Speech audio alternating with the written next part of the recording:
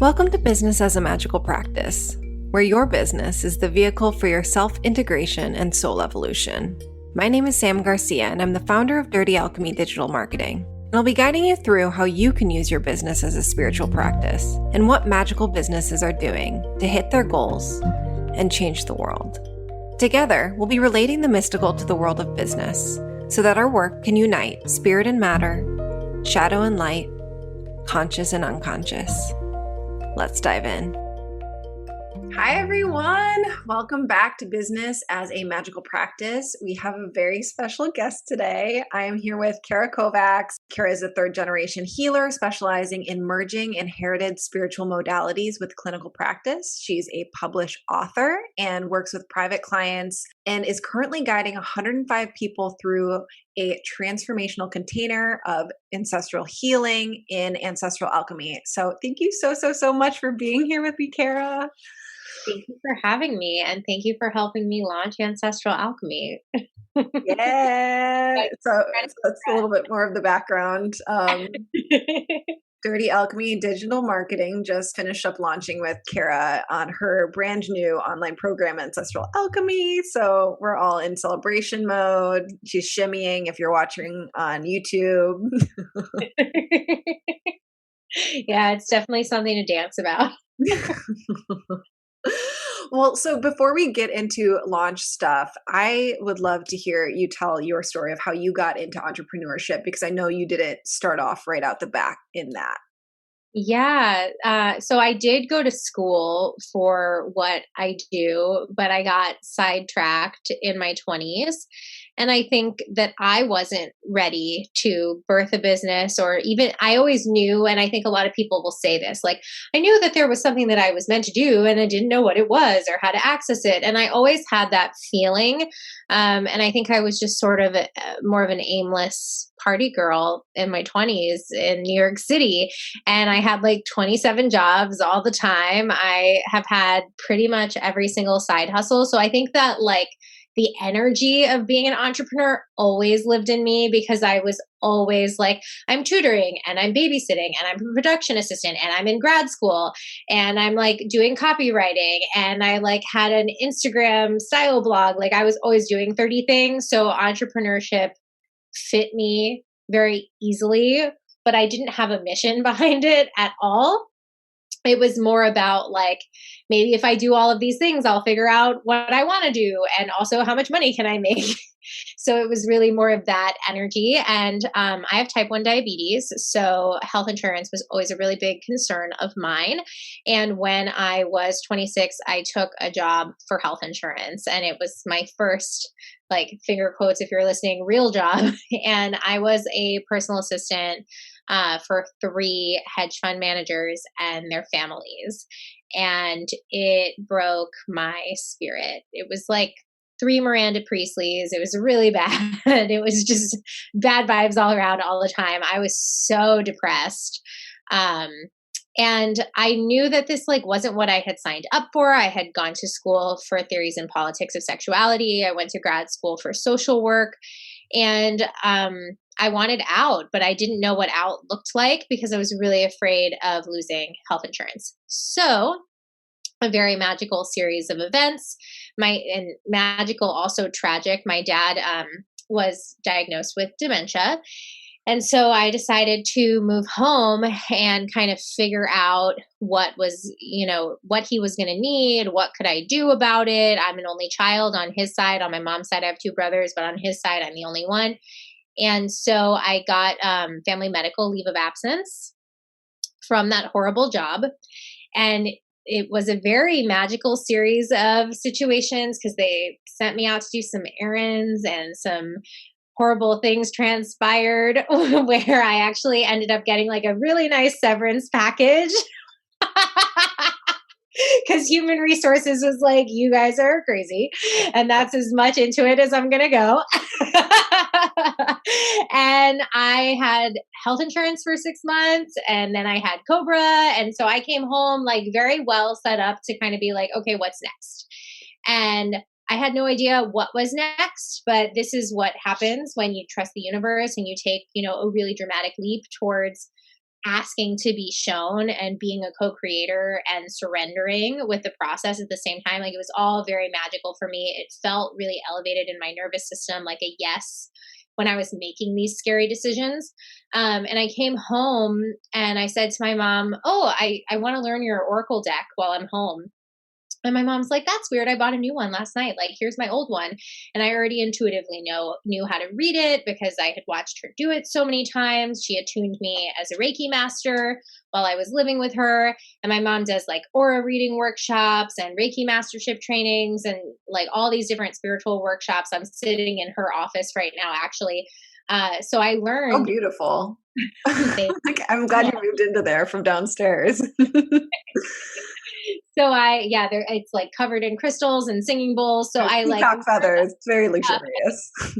I feel like I went to like spiritual like grad school or like spiritual summer camp, because by the time that I left, I moved home for I think 4 or 5 months, and by the time that I left, is home Florida or New York? Florida. Okay. Florida. I was like co-facilitating Reiki circles with her in the living room, and I didn't realize, until I had the language of spirit, that the reason that I hadn't pursued therapy, I thought it was because I didn't want to work for a social worker's salary. Like, that's what I thought the reason was. But I didn't have spirituality to add to my practice. And having that language really enabled me to deepen the connection to how I wanted to impact people and to understand like what I had to share with people, because it wasn't just what I had gone to school for. It was what's in my blood. It's from my mom. It's from my grandpa. It's from my grandma. Like, I come from a really long line of healers. And I went back to New York and did the same hustle I was doing before I took that personal assistant job and started doing card readings at like really famous nightclubs there, like at Employees Only and House of Yes, till like 4 a.m. I would just be like slinging readings all night, like 5 days a week. And then I would get in touch with some of the spiritual centers there, and I started teaching, and I love teaching. Teaching is my favorite thing to do. And it just sort of evolved from that space.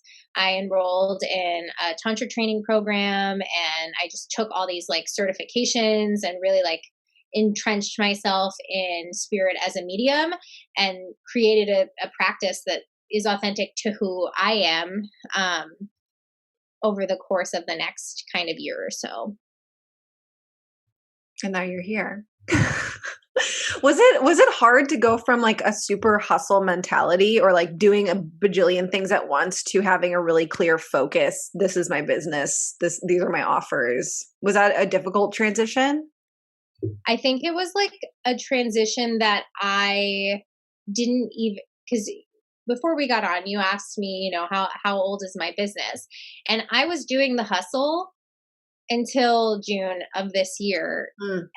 Business is now in January 2021. It's 2.5 years old. So like, I did the hustle the first 2 years.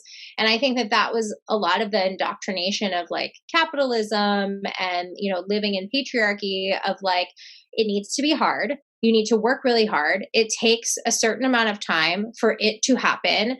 And I also like the fear, right, of me of like, I need to afford my very expensive Cobra health insurance plan. So I had side hustles the whole time. Like, yes, I was doing card readings and coaching clients and teaching classes.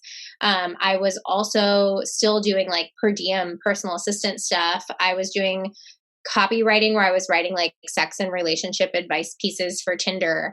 I was doing like little administrative things for a woman who runs a meditation school. So I was like working more with people who were more aligned with what I was doing, but I was still very much in hustle mode. And when the pandemic hit, I really opened myself up to be of service. I started doing free readings on Instagram Live every single day the first couple weeks of quarantine.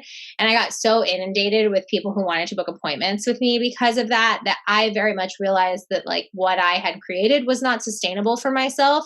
And I could only make more money if I started to cut things out.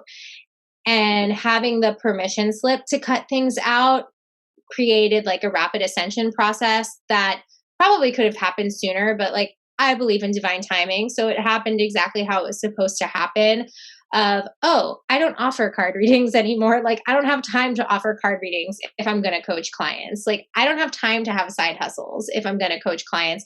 And serving my one-on-one clients and teaching classes became the two things that I loved the most, and the only things that I really wanted to be doing the whole time. And I like incrementally started to cut everything else away. So I was actually thinking about this over the weekend, how we are so, like, us as women, as business owners, we're expected to do in the modern world, not even as business owners, we're expected to do so many things and like raise the family, like keep ourselves in a very small box of what we should look like, and like all these different things all at once. And as we step into entrepreneurship, we're stepping into what has traditionally been a man's world, right? And it's men respond to cortisol in such a different level. Like their body's pretty much made to respond to cortisol levels and do well with it, and women aren't. Like, and how can we go through this process of slowing ourselves down so we can be in this parasympathetic state, because that's where we really thrive, and that's where our like juice comes from. And it is so hard, even as spiritual entrepreneurs, to like get ourselves there. Mm.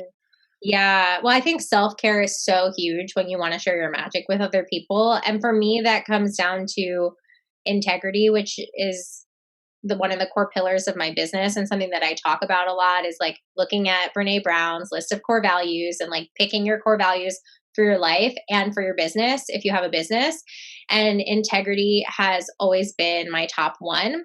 And I have always felt that I can't be in integrity in terms of being a service provider if I'm not doing work to like look at my unconscious bias, to make sure that I'm receiving mental health supervision so that I'm going to people from a clear space, to do work about understanding my complicity inside of systems of oppression, and really looking at that from a holistic perspective. So I think when you're talking about getting yourself into a space of being able to receive and be efficient, for me, that has always come down to self-care actually being a part of how I stay in integrity with the work that I provide.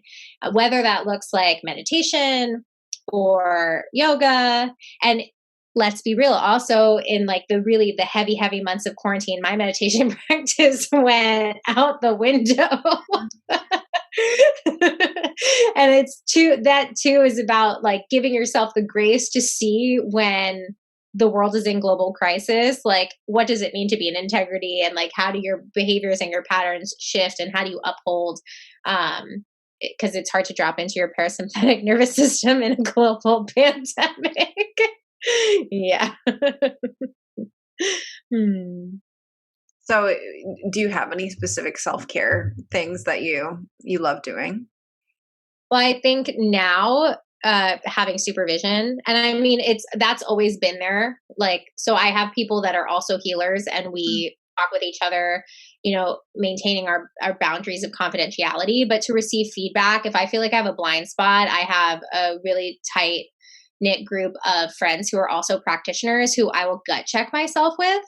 And then also investing in my own coaching. Like as a coach, one of the biggest pieces of information that impacted me that I think can help other entrepreneurs who, particularly spiritual ones, but all entrepreneurs, if you are going to someone and saying, like, please spend $5,000 for me to coach you, but you are unwilling to go and invest that money in yourself, and you are not in integrity. And it's going to be very hard for people to trust that you're worth spending $5,000 on, because you're essentially selling them something that you wouldn't go buy for yourself. And so going and paying for outside support has been invaluable, even just to process, like, this is coming up. How can I handle it really well so I can be sure that when I say things to people, particularly in an arena like coaching, where it's not accredited and I'm not being held by like the licensure of a state board, to really be making sure that I have that, and also that it's a safe space for me to process whatever the heck is going on in my life. renewing my meditation practice after that slip was super invaluable. I'm also a big proponent of plant medicine. I love a good microdose. I love a good like journey with inquiry about it. I follow the moon cycles. I pray every single day. I am in like constant communication, asking my ancestors for support. My mom reads cards for me when I am not objective enough to read them for myself. So there are a lot of different modalities, but I'm also a big fan, and something I tell to people when I teach is like, what resonates for you? Like what speaks to you? I'm not going to give you a spell. It's not like a recipe. And when I cook, I'm the same way. I don't follow measurements. I'm just like, a little bit of this, and like throw things in the bowl and see what happens. It's just kind of my style. So whatever's calling to you, if you go to a store and you see a card deck and you're like, oh, that's pretty, like that's the one you should buy, not the one that I tell you to buy. And feel into, even with meditation, is it mantra based? Are you going to go and listen to some Tibetan bowls? Like whatever it is, find what works for you and celebrate it and explore it, and don't judge it too much. So, okay. Because I'm also someone who like, I day by day, everything changes a lot. And I just kind of go with, I got a lot going on. So whatever feels good, I'm going with it. But I've also gotten so much about consistency in certain spiritual practices, or just like straight up practices, even when I don't want to do that. So how does the like following your desires meet consistency and dedication and devotion? I think this is a good time to bring up how we have the exact same birthday.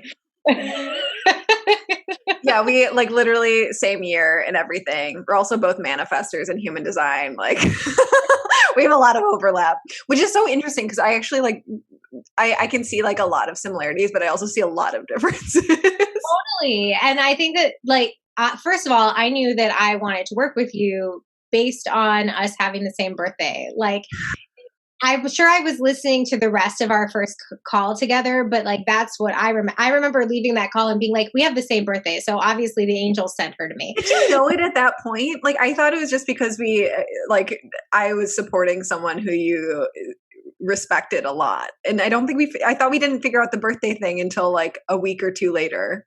I thought it was the first call because okay. I didn't know for a while. So you knew more than I did. I just remember I could be wrong, but I remember like going to everyone in my life and being like, and she has the same birthday as me. And that was like irrefutable evidence of like why my launch was going to go really well. I mean, what a sign of self-love, you know, like you just want to work with someone with the exact same birthday as you.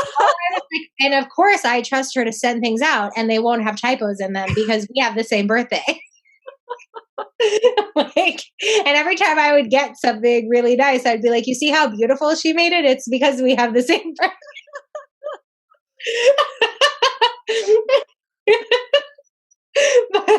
But when you're asking about consistency with a spiritual practice and also being like over here, over there, like I'm hearing, you know, the Gemini Virgo that's in both of us, of like really being oriented to concepts and ideologies, which is Mercury rules Gemini and Virgo. So like a seeker learning kind of energy, but Gemini is not as regimented as Virgo about it because they're the air expression of it. So they're like, a little over here, a little over here. I'm going to try this. I'm going to try that. Ooh, that sounds exciting. Like whatever. Whereas Virgo is like, you should go sit for 10 minutes a day and like breathe in and out. And I think that what I'm hearing you say is that you're a little bit more fluid with it. And so am I. Cancer moon as well. Our internal spiritual connection is intuitive. So we're going to trust our intuition because it guides our internal landscape, but that we have an appreciation for regimentation, even when it doesn't feel good. Mm-hmm. That's very Virgo. Mm-hmm. Like I hear our shared astrology in your question. And I think for me, the one thing that I do with that is community and like lunar worship, Cancer moon. But every single month on the full moon, I have my full moon club with my people. And we have 2 incredible astrologers who lead it and somebody who does the ancestral healing meditation. And I created the community, but it's actually like the space where I kind of like let them do all the talking and just like organize it and like put it together and help with the structural formatting of it. But I do very little teaching there. But for me, that is where I have like consistency, where there's a space. It's almost like a house of worship to me. Like there's a space, I'm getting something out of it. Other things that I do like that, or I listen to Channy's astrological forecasts every single Monday. And I'm like, okay, what do I need to know this week? So I think like following astrology religiously, even though I'm not an expert, but I follow it religiously, is the way that I am regimented with it. I'm probably not regimented with many other things. I exercise a lot. Do you? I'm having like such a hard time being consistent with exercise. It helps my blood sugar. Oh, yeah. Yeah. If I like don't do it, my numbers get all wonky. So I actually have like a really good relationship to it. But okay, so going back to our shared birthdays, it was interesting for me because I haven't had as much of a psychic connection with any other client except for you. Like we had a really, really intense, like, I mean, it's beautiful, but it was also like when we both went into anxiety spirals at the same time as like, I think you're like a fairly anxious person too, right? Like you, like anxiety is like a part of your experience a lot, like me. Yeah, I mean, I think that that's Virgo. Like, I think if Virgo was a body part, it would be like a clenched butthole. That's horrible. I'm not expecting that. I'm sorry.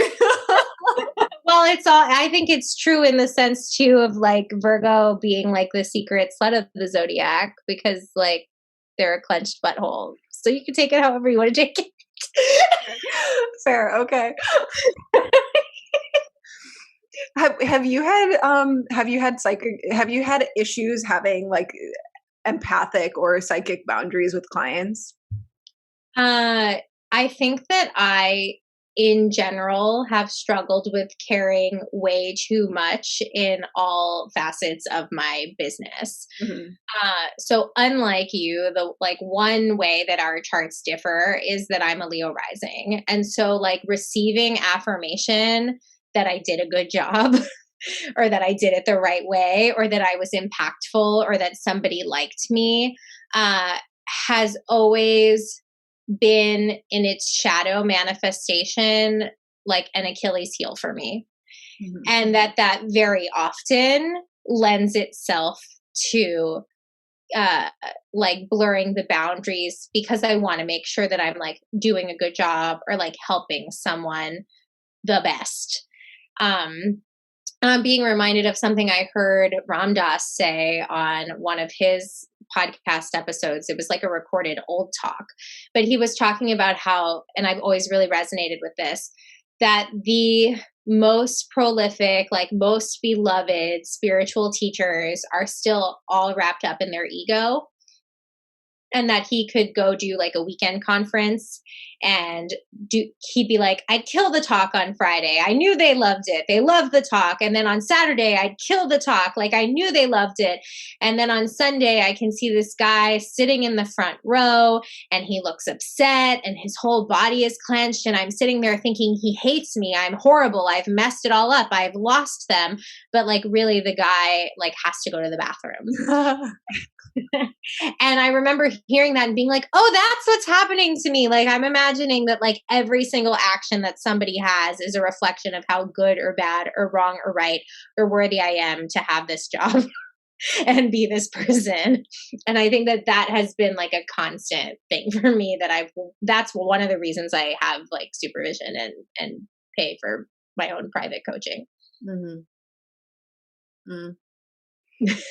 So I don't know if that answers your question. Well, I was coming at like I started with, this was my first big experience where I felt really psychically connected with the client to the point where it was not useful or helpful. Like it was bad for me. Not that you are bad for me, but like I needed to like pay attention to it because I I needed to put things in place, like I started like surrounding myself in black tourmaline, because I was like, oh, I need to like keep myself to myself and keep people separate, and or else this isn't healthy. So it was just interesting, and I was wondering if you, as someone who is more works with people more on those levels, is that something, are those sorts of practices a really important part of your work?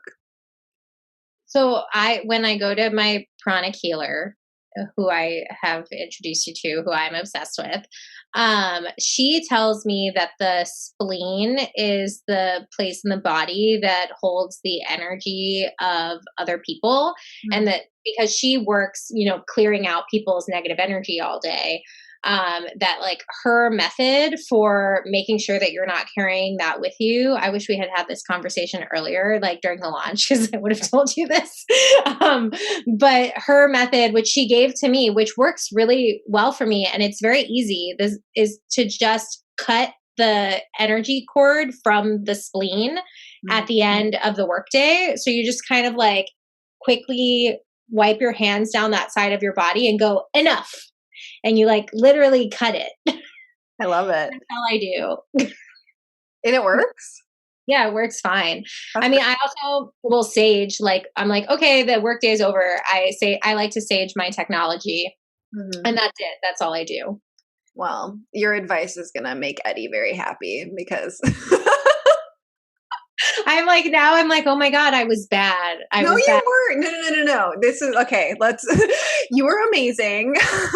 I got some amazing lessons in how to keep my own energy. And it was a very necessary lesson as someone who works on the computer and is also empathic. So thank you. Do you think that it's because, since we have the same birthday, and something that I feel is empowered by my astrology, which I imagine you share because we are both young, self-made female entrepreneurs who are successful, that we're both very powerful inherently, and that is what you were like feeling, was like our like auric power kind of like bumping up against each other?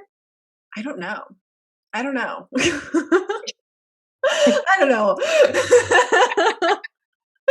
Maybe. I mean, it could also be like us mirroring each other, because we have like so many similarities, and us just like just straight up being mirrors for each other, and suddenly like activating each other's people pleasingness in this like weird spiral of yeah. And like wanting, like, to me, it still comes from like wanting to do a good job, like wanting everyone, whether it's a client or someone who's working for me, or someone who is like, I meet at a store, or a friend, like, I want you to know that like I did right by you. Oh my gosh. Okay, so before we dive deeper into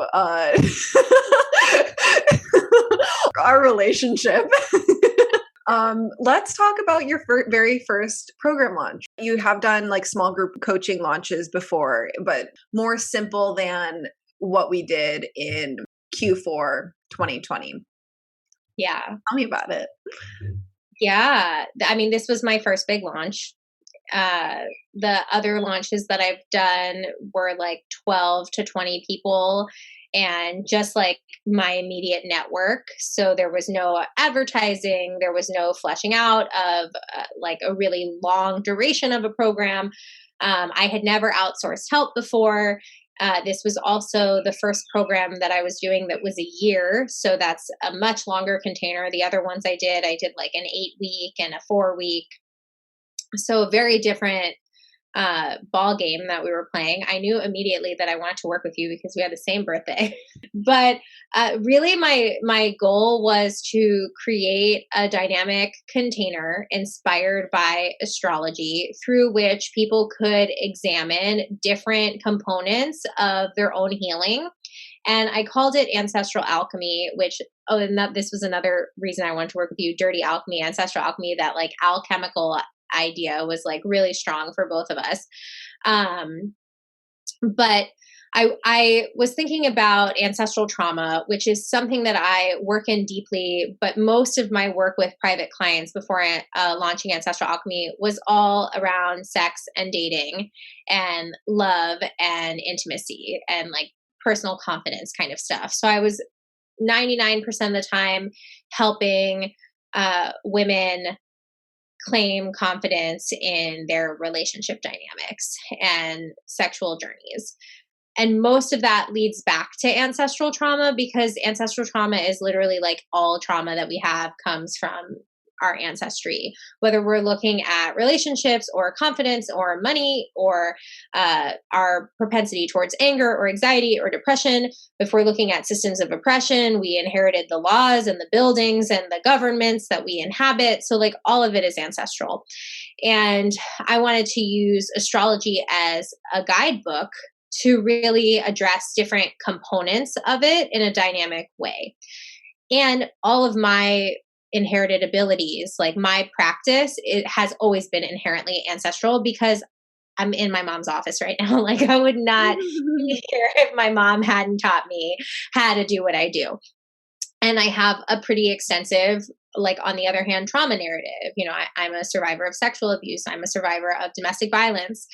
I come from a mixed race family of divorce with like a bunch of alcohol abuse issues and mental health issues. So I see like both sides very clearly, like the gifts and then the shadow elements of my ancestry. And I've done, you know, my undergrad, my grad school degree, and like over a decade of therapy looking at my own issues around and within this work.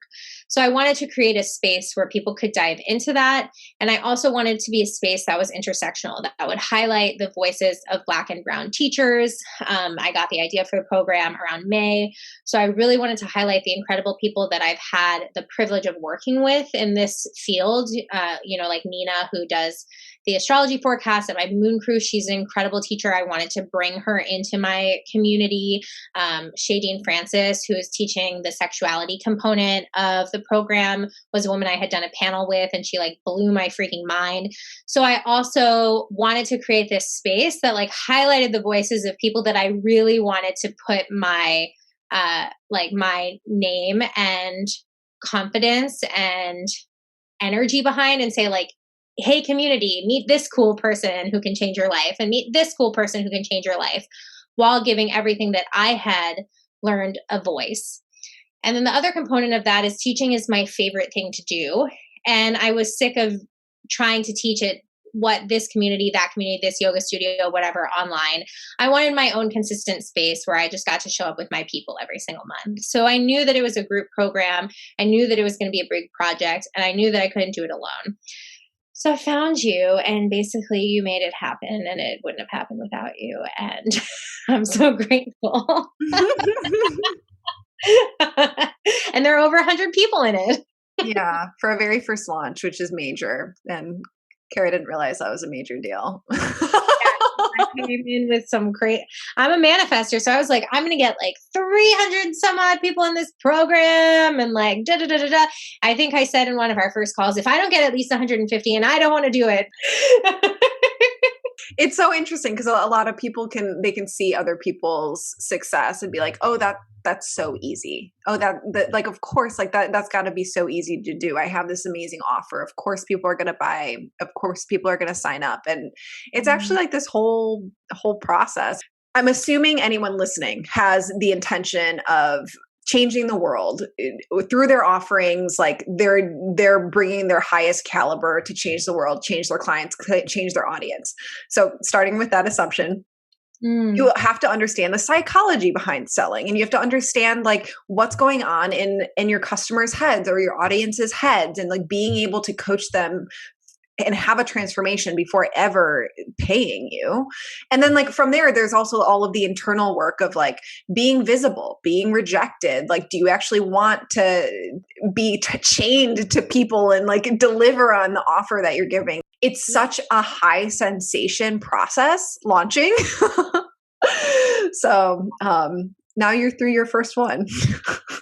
I'm so glad that you're saying that. And I really hope that this supports other people doing it. And all the books that I read, the main one being Launched by Jeff Walker, but like all of the books that I read that kept saying like it's a very intense experience to do your first launch, and none of them are like the first launch. Now being on the other side of it, I'm like, oh, never doing that to myself again, never doing that to Sam again. Like you have to stretch yourself so much. And being a perfectionist and a high achieving Virgo who wants to change the world, I think that the expectations versus reality barometer for first time launchers or new entrepreneurs is something to be compassionate with yourself about, because I'm really grateful for the learning opportunity. And I'm curious if you feel like you do this to yourself as well, because this is feedback that I've gotten from a lot of energy healers and psychics that I've spoken to in my life, where they have told me that I make things 1,000 times harder for myself than they need to be. A la we had like a 4-week open cart, for example. No, 4 different open cart periods. It's fine. Right? So I've been told like, oh, you're going to sign huge contracts in your life. Like, get ready to sign $300,000 book deals. Like, I've had psychics say that to me and be like, but you're pushing it away further and further with your like clinging energy to trying to have it. And that was so highlighted. Yeah. Okay. So you asked me, so I'm going to answer what's happening for me right now, which is we're launching our very first group program this year. And I think it's a manifestor thing where you're like, you see what you want and you want it now. You know, like you're like, I see the thing, I see the goal, I want it now. And every second that I don't have this is painful. I've been like really sitting with timing, right? I'm like, I know that the group program is going to happen. It's going to be absolutely insane. So incredible. I'm so excited about it. It's going to be such artistry. And like, so there's so much within it. And like coming back to the patience, like last week, Mars just went from Aries for the last few months into Taurus. And my friend told me that. And I like had a hissy fit. I was like, fuck no. Like, I want Mars in Aries. I want all this pushing power. Like Mars is like conjunct my ascendant. Like I had to like come to terms with it over the weekend and like come back to like, oh my God, no, there's actually so much magic in Mars being in Taurus, because like, okay, let's put my energy and let's put my focus on how to make this more 3-dimensional, how to make it more sensual, how to make it like all encompassing, holistic, full, multidimensional being activating instead of just hitting my goal. I feel the pressure so much. I don't know if it's a Virgo thing. I don't know if it's like an everyone thing, but yeah, I absolutely hear you. I love that though. That sounds like a really great way to alchemize the planetary energy. Mm-hmm. Yeah. So in terms of like making things harder, I'm like teaching myself how to allow things to be easy. I think I have been. I think employing a team, I think giving energy to your business and like separating yourself from your business so your business can have energy of its own versus like it just drawing on your energy all the time. It's like, it's all of these practices, and we're so conditioned, like all of us. I don't even think it's a chart thing. I think it's like all of us are conditioned to expect things to be hard. I'm from the Midwest where like your worth is connected with how hard you work. And now I'm in Hawaii, which is like chill zone. Yeah.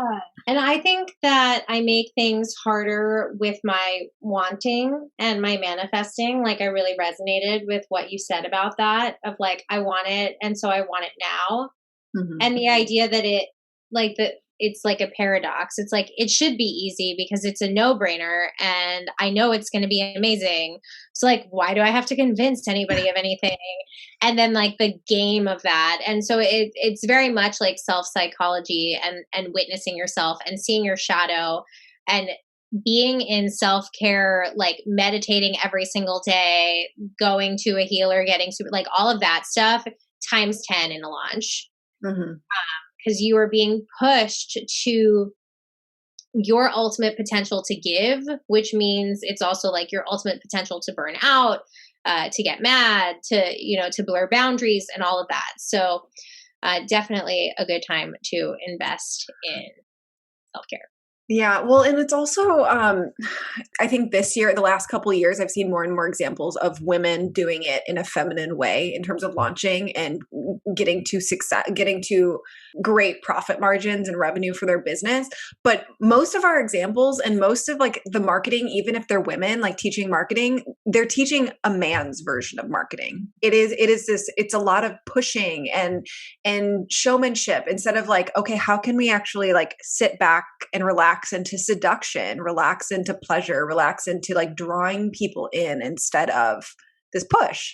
Like, I mean, I'm sure like you read in Launch, which was written by Jeff Walker, it's very masculine. We are currently writing a new, I don't even know what to call it, like a new way of doing things as women, as successful women who aren't trying to just replicate men. The name of your podcast, Business is a Magical Practice. Like, I think not only are we looking at it through, the polarities of masculine and feminine energy, if we take gender out of it, like however that resonates for you, the listener, but also magic is not in Launch by Jeff Walker. Like, there's no magic in that. The first time I listened to that book, I was like, this is so boring. Like, he keeps telling anecdotes. Like, when is he going to stop telling anecdotes? And it is, I think, invaluable for first time launchers because it gives you the language. It gave me the idea to do a JV launch, whether or not that was like really worth all the energy you spent making like 85 affiliate codes for me. Who knows?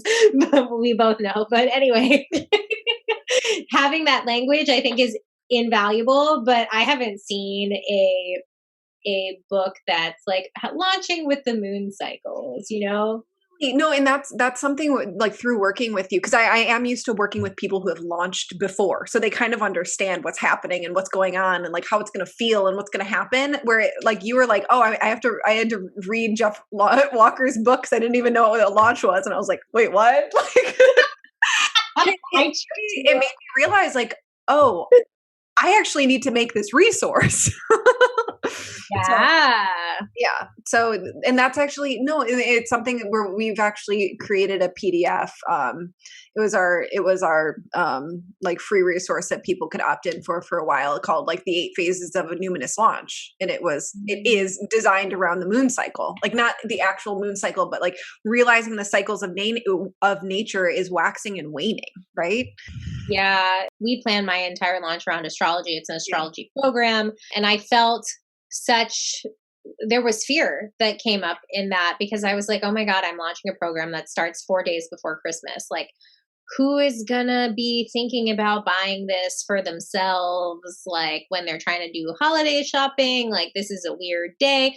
But it also intuitively guided was the day that I felt the stars said it needed to happen. And we still had a really successful launch. And I think that that's a good reminder of like being in alignment with your offering and with your community and speaking the language that that they're going to resonate with, that you can make magical decisions like that another person who's not invested in this kind of world would be like, why are you doing your launch like 4 days before Christmas? Do it like the second week of January. Yeah, but it's also like, how much self-awareness do you have to realize when you're pushing and making things harder versus having divine inspiration or your intuition tap in? It's sometimes a little gray. Yeah, especially the first time. Like, I just don't think that it'll ever be like that again. Because we were talking about how we did like 4 phases of different open carts. So we did like a 3-day, hey, did you not get in? You can still get in at the end. And after the official launch date, it was like I woke up the next morning after having done the intro call with all the beautiful people who had decided and like realizing like what a privilege it was to have had those people choose me as somebody that they wanted to work with for a year. I woke up the next morning and I was like, amazing. And I like didn't think about if anyone else was registering. Like I completely released all of the internal agita that I had been experiencing and choosing for myself for like the entire launch period. And we ended up getting, I don't know, like 15 more people in during those days. I had no idea what the final number was. Before that, I was like counting every single person and writing them on like a little graph that I had on my altar and like praying for them. And I think it was so much easier to just totally not care. Yeah. And I wonder how different my results would have been if I had been as detached as I was during that part of the launch the entire time. And so I know for next time, seeing the incredible people who are in my community, like the people who signed up for this program are fucking cool. And they love talking about everything I love talking about. And they are loving doing the work, and they're having incredible results already. And like their really sweet posts in the Facebook make me cry. And I love working with them. And I'm like, oh, I was trying to sell to the people who didn't want to take this program with my internal agita, like with the anxiety that I was having. And instead of celebrating the people who've invested in me, I didn't give myself even permission to do that, talking about making things harder for yourself. Until I got to see how dope they were and like how much I wanted to spend time with them and like really invest in their transformation outside of the sales process. Now I get to like deliver on the thing that I was so excited to make. And so I think the next time around, like I'm just never ever going to do that to myself again. Like it's just like a total waste of energy. Yeah. And like for people listening, it doesn't have to be hard. Like your first launch doesn't have to be hard and super stressful. Like let me like I'm not trying to program that because that's not a requirement. But you will, like, having experienced it, you will know so much more on the other side. And that's why like I talk frequently that relaunching is so much easier than launching the first time. That's why like I think it's so important to plan, be really intentional with the programs and offerings you do, because if you just make it one time and sell it forever, and like it has a life of its own, it has energy of its own, it has a reputation of its own, that is so much easier. It like stops being about you and it starts like it's its own thing. So yeah, it's going to be easier next time, Cara. Yeah, I mean, I really, and I not only do I know that because I have been through the process and I now have like a lot more confidence in how it's going to go, but I also think it was a really beautiful space to witness some unresolved things that I have in relation to my business, not just in launching, but in terms of wanting people to like me. This is so simple, but like such a, I was talking about it before, it's my Achilles heel. It's not serving me. I can't. And I think that going through the launch was a really beautiful place to surrender that. And now I've just stopped doing so many things that I was doing before. Like I don't even look at how many followers I have. I don't even look at how many likes I get. I don't remember to respond to every single DM or comment. Like I've put up so many new boundaries that have made it so much easier for me to just like love serving the people who've invested in me and recognize that like none of that other stuff was making me money anyway. So like who cares about it? Yeah. Doesn't feel good either. No. And it's a waste of energy. Yeah. No, it's so true. Okay, I want to move on from the launch just because I want a few more questions, and we're getting to your time limit. So this podcast is called Business as a Magical Practice, and I think we actually, like, just through talking about the launch, it's like really clear all of the ways that an online launch or just being within business and putting yourself on that level allows you to get to know yourself better and to become a more evolved soul. Do you have any more points you want to bring up on that level? Yeah, well, it's something that my business coach, Carolyn Elliott, said to me, which is that people choose entrepreneurship for the spiritual journey. Yeah. Like entrepreneurship is a spiritual journey. And she was like, and quite frankly, I remember when she said it to me because it was so funny the way that she was like, quite frankly, it's a very hard spiritual journey. Like if you could be like a monk, you could just eat a bowl of rice every day and sit around. Like being an entrepreneur is hard. So I think that there's just so much to be dug into around saying, I'm going to be in charge of my own life. I am going to create the thing that sustains my life. And I'm going to choose that from a space of like deep love and commitment to that thing is really spiritual. And even if you're not a spiritual person, like it will inevitably awaken within you so many different kinds of self-awareness, and whether you attribute that to your spiritual practice or not, it's just inherent in the process, because trust is inherent in the process, and boundaries and creativity and imagination and betting on yourself and so many other things are also inherent in the process. So it just feels like a really spiritual journey to pick for oneself. Yeah. And do you have any recommendations for people who are just starting out in business? I was thinking about this actually today, like if you were to ask me that, what I would say. And I think the thing that you cannot buy or learn, or like perhaps you can cultivate it, but you have to like organically find it, is knowing who you want to serve and how you want to serve them. And that can change because I've niched out in different ways over the course of my business. I've pivoted, like my offerings have pivoted. But feeling like really called to be of service in a specific way or to create a specific thing is something that has to happen organically.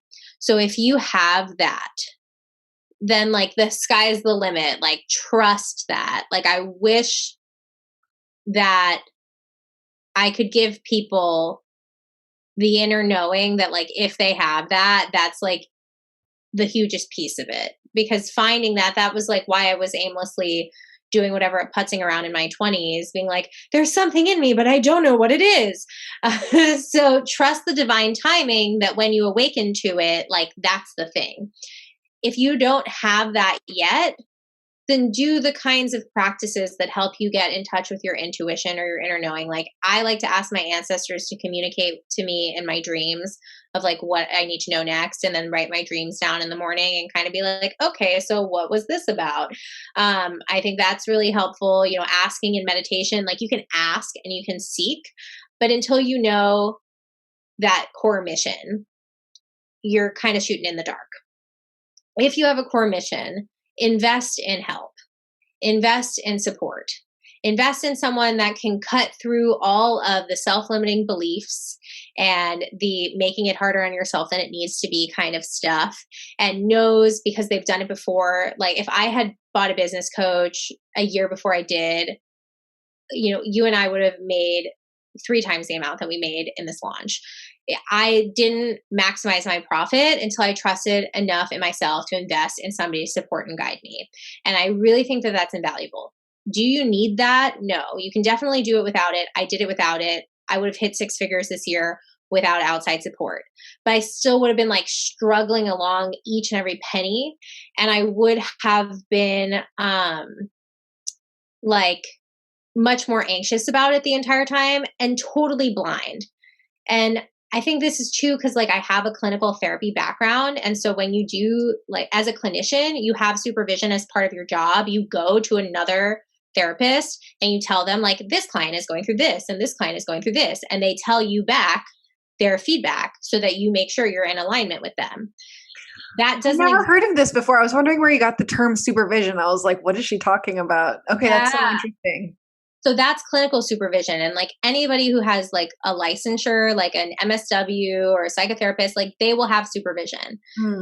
I don't think all or even most coaches have supervision. Yeah. But I know for me, I have another client that I've referred you to who is a really good friend of mine and an excellent coach that like anytime we have issues come up in our work, we have like a container of mutual trust where we can, while respecting the confidentiality of our clients, gut check anything that's coming up for us, and share resources and share recommendations, like creating community around what it is that you're doing, because we're not perfect. We do have blind spots. We do need support. We need other people to be our mirrors and reflect back to us. Where do I need to grow? What do I need to learn? And here's this book that changed my life. You should read it too. So I think that is like a turbocharge for getting where you want to go in half the time. And I know people get so nervous of like, oh my God, this person is a huge investment or this program is a huge investment. it's worth the fucking investment because these people know what you cannot know until you know it. And so they can show it to you so much faster and you'll make way less mistakes. And especially when in my field, because I am directly impacting other people's conscious relationship to the deepest issues of their lives, I don't think that it is in alignment or responsible to do that without supervision. And really make sure that what I'm saying to people is like not a projection of some shit that somebody said to me last week. So good. Oh my gosh. Okay. So what have been your favorite recent purchases for your business and for your pleasure? Well, I sent you the links to the things I bought myself from Free People as a celebration for finishing the launch. I got an astrology hat, which I'm very excited about. I got a car. Her name is Poppy. She is an Aqua Prius Prime 2021 with white leather interior, and I love her. Oh my God. Such a sexy car. So hot. She's like a little fin. She looks like a dolphin. She really does look like a dolphin. I bought a mastermind. So I'm doing Amanda Bucci's Flourish and Conquer mastermind, which is only 6-figure entrepreneurs, which is really exciting to be like in a group of other women, to have such a big container for like, oh, which payment system takes the lowest percentage fee, and like have that kind of support. Yeah. So that's been fun. What else did I buy? Oh, pranic healing with Annalise every single week, the entire launch. And to receive her feedback, Annalise is one of my best friends and we've been friends for a really long time too. So I've had treatments from her often, but not regularly.